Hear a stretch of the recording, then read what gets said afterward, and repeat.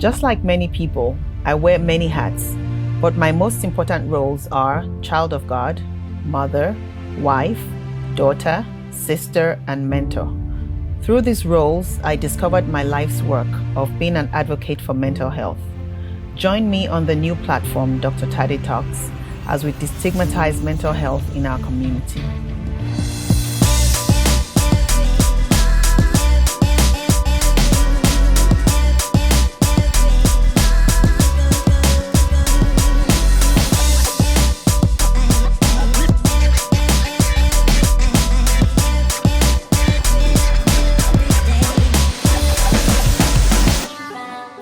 Hello everyone, welcome to Tade Talks. I am Dr. Tade, and today we're going to be talking about one of my favorite topics in the whole world.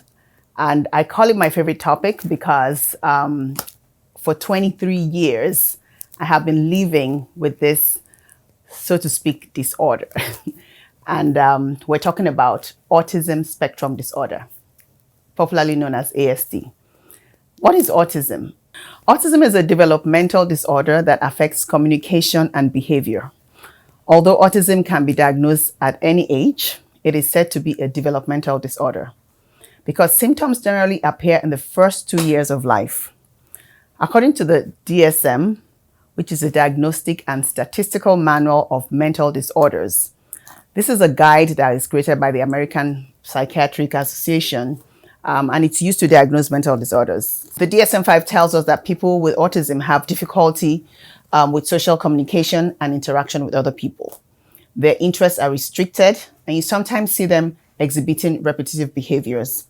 These individuals also display symptoms that hurt their ability to function properly in school, at work, and other areas of life like church, etc. Autism is one of those disorders that people may not pay close attention to. And this is because a good number of people or children with autism do not have any physical defects. Most people in our community are used to, the blind, the deaf, or physically challenged. But when they encounter an individual with autism, it may be difficult to understand what is going on. And this may cause a disconnect in terms of empathy, compassion towards the child or adult with autism. My son, for instance, is 23 years old. He's fully functioning, very independent. And if you encounter him and you attempt to strike a conversation with him, then you will realize he may not respond to you the way that you would expect a 23-year-old person to respond. This is one of the difficulties people living with autism face. They are not taken seriously and may be perceived as acting up when they ignore you. Sometimes they display behaviors that are uncharacteristic of their age. They act immature sometimes. They throw big old tantrums like, we experience from time to time at my church with my son. Some signs and symptoms of autism include no eye contact. Some of these children or individuals do not smile. They resist physical touch. They don't like to be touched. They may not respond to their name. So imagine you're calling someone, they're standing right next to you, and you call them like 3 times and they completely ignore you. So they may appear to ignore you. They may appear to not be listening to you. They also may appear disinterested in things around them. And this can be it can cause a lot of confusion with people around. So people think they're rude or they're unfriendly. There's another symptom of autism, which we call echolalia. When you talk about echolalia, you're talking about like a repetition. So when someone has echolalia, for example, if you say to a person with autism, "What is your name?" they may just repeat the sentence, "What is your name?"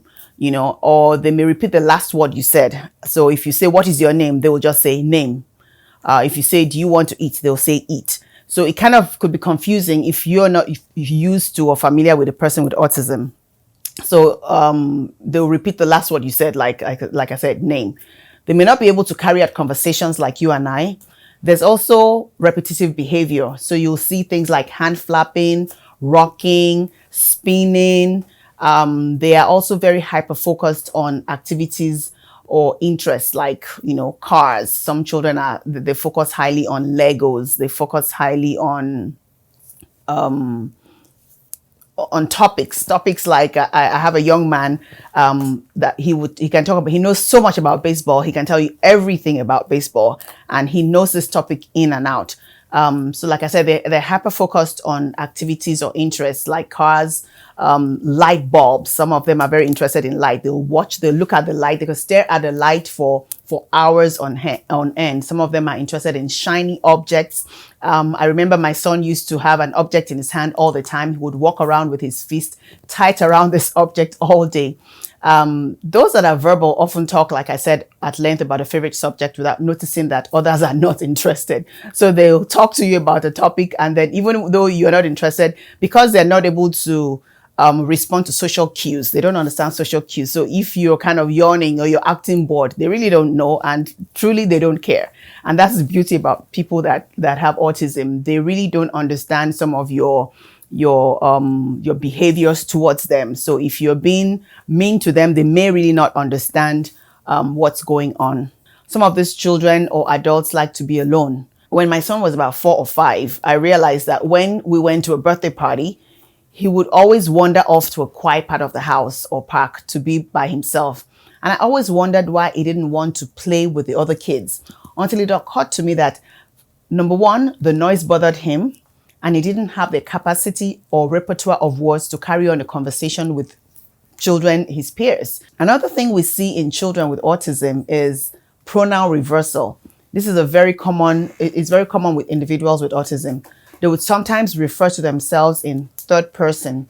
For example, Johnny wants to play. Instead of saying, I want to play, they'll say, Johnny wants to play. Instead of saying, I want to eat, they'll say, Johnny wants to eat. They also have trouble, like I said, interpreting social cues or facial expressions. Some of these things take training with children. So if like for us African parents, I know some of our children, even if they have autism, they understand our facial expressions. Like if you're warning them, like, don't do that, they get it. But that takes a lot of training. But a typical person with autism, has trouble interpreting social cues or facial expressions. They are basically indifferent to people's feelings. They have an unusual tone of voice that may sound sing-song or flat or robot-like. And it's very interesting that my son has different voices. There are times when he'll sound like, a 5-year-old. And there are times when we'll tell him, use your man voice. And then he'll talk with his real voice. Or sometimes he'll just sound really robotic. So he has these different voices that he uses, and it can be just very interesting living with children or people with autism. Also, people with autism have trouble understanding another person's point of view or being able to predict or understand other people's actions. So it may put them in danger, if they encounter someone that doesn't really mean them well. There's also what we call, and I think I talked about this already, restrictive repetitive behaviors may include having a lasting, intense interest in certain topics, such as numbers, details, or facts. And we talked about that with, children that are interested in sports. They also have overly focused interests, such as moving objects or parts of objects. So you'll see some children, they'll line up objects. They can line up toy cars all in a row. They'll line up video games all in a row. And these are kind of things that fascinate children with autism. If you go into their rooms are very, very neat, very organized. They have everything in place. In my kitchen, we have plates that we have set up in different colors. If you take one plate out, when my son comes back from school or wherever he is, he notices that plate is out of place, and then he goes and puts it back exactly the way it was. If he gets in his room and he notices that maybe you switched one of his shirts in a different way, he'll move it back and put it the right way that he wanted. So they pay very specific attention to details. They're very organized, very proper. They also are very glued to their routine. They don't like transitions. They don't like change. They want things to be the same all the time, because they need to have their environment in a way where they can predict. Their environment basically has to be predictable. So when you're dealing with people with autism, it's very important that you understand what makes them function properly in their environment. So when you have someone that basically throws a tantrum all the time, you're wondering, why is he throwing a tantrum? I remember when my son was very young, He would just cry all the time, and we used to wonder, why would he cry? Then we noticed something, that whenever a commercial came on TV was when he would start throwing a tantrum. So we started turning off the TV when he was around, and would make my older son, and my youngest go and watch TV in another room, and just make sure that wherever he was, it was nice and quiet. And believe me, the tantrum stopped. So you need to be very aware of your children, know their needs, know what triggers them, and make sure that you're not making those triggers available. Another thing that you want to be aware of is noise. A lot of children with autism do not like noise. Even adults with autism, they don't like noise. So for us who are Africans, we like to party. We like to yell when we talk. We're very animated.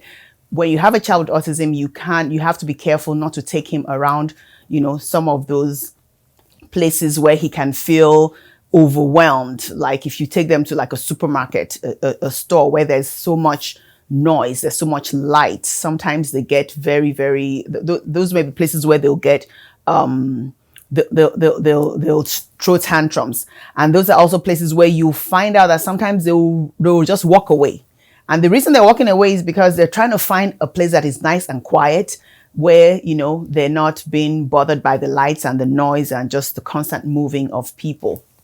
So it's very important that we understand some of these nuances in children with autism. People with autism may also experience sleep problems and irritability. Although people with autism experience many challenges, so they also have many strengths, including being able to learn things in detail and remember information for long periods of time. They have very strong visual skills. And they are very strong auditory learners. So whatever they see or hear, they basically tend to remember. They are very visual learners. So if you want to teach a child with autism and you want them to retain it, just show them a picture, or just show it to them in pictures, or, or maybe kind of listening.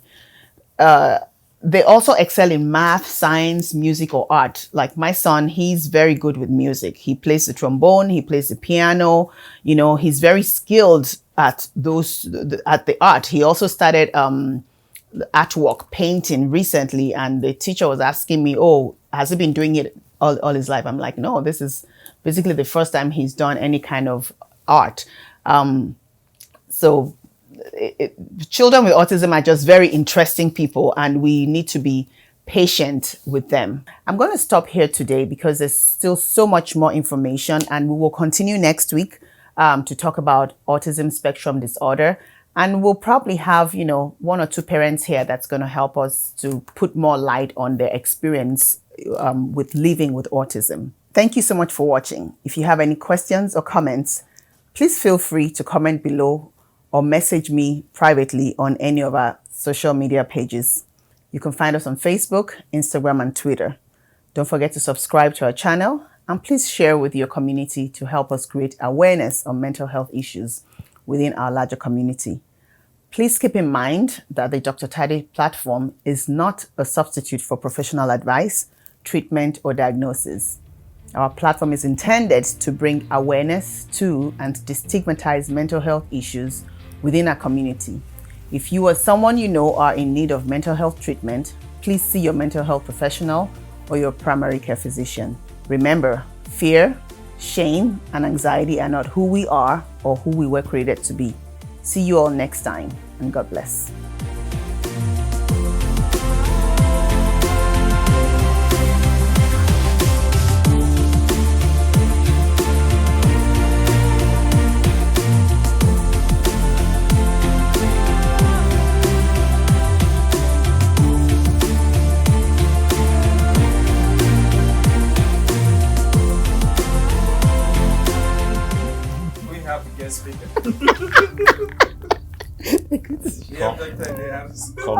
Community integration of transition age. Are you reading something? Youth and adults with ASD. If you have any questions or comments, please feel free. Oh my God! Now that I'm right here. It smells good.